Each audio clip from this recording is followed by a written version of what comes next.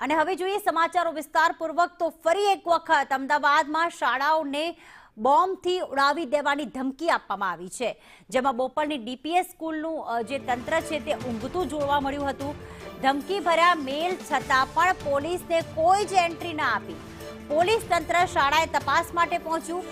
શાળા સંચાલકોએ બાળકોના જીવ જોખમમાં મૂક્યા છે, કારણ કે જ્યારે પોલીસ પહોંચી ત્યારે પોલીસને ડીપીએસની જે બોપલ વિસ્તારમાં આવેલી ડીપીએસ સ્કૂલ છે તેને પોલીસને એન્ટ્રી જ આપી ન હતી। પોલીસ તપાસ કરવા માટે પહોંચી હતી।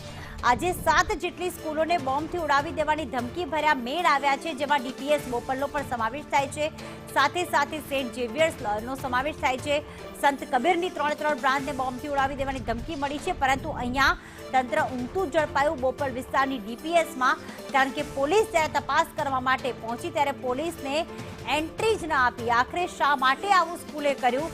અહીંયા ડીપીએસ સ્કૂલનું તંત્ર ઊંઘતું જોવા મળ્યું છે, કારણ કે તેને બાળકોની કોઈ ચિંતા નથી।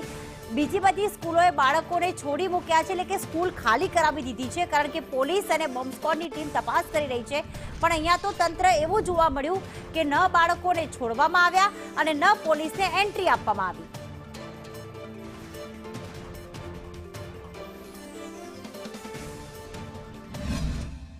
એકવાર ફરી અમદાવાદની વિવિધ સ્કૂલોને બોમ્બથી ઉડાવી દેવાની ધમકી ભર્યો મેલ મળ્યો હતો અને તેને લઈને જાગૃતતાના ભાગરૂપે તમામ જે સ્થાનિક પોલીસ છે તે તમામ સ્કૂલો ઉપર પહોંચી છે। તપાસ છે જે હાથ ધરવામાં આવી છે। અમદાવાદની ડીપીએસ સ્કૂલમાં પણ આ પ્રકારે બોમ્બની ધમકી મળી હતી અને તેને લઈને તપાસ છે તે કરવામાં આવી હતી, પરંતુ અહીંયા તો સ્કૂલ તંત્ર જ ક્યાંક ઊંઘતું જોવા મળ્યું, કારણ કે સંદેશ ન્યૂઝની ટીમે પણ ત્યાં જઈને આ વાતની જાણ કરવાનો પ્રયાસ કર્યો તો પણ તેમને તો જવાબ ન આપ્યો, પરંતુ જે સ્થાનિક પોલીસ આવી તેને પણ અંદર પ્રવેશ ના આપ્યો। આ પ્રકારે સ્કૂલના સત્તાધીશો જો આ પ્રકારની બેદરકારી રાખે, જાનહાનિ થાય તો જવાબદાર કોણ, તે પણ મોટો સવાલ થાય છે।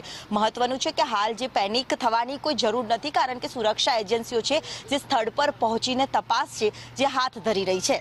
કેમેરામેન મનીષ વાણિયા સાથે દિવ્યા ચૌહાણ, સંદેશ ન્યૂઝ।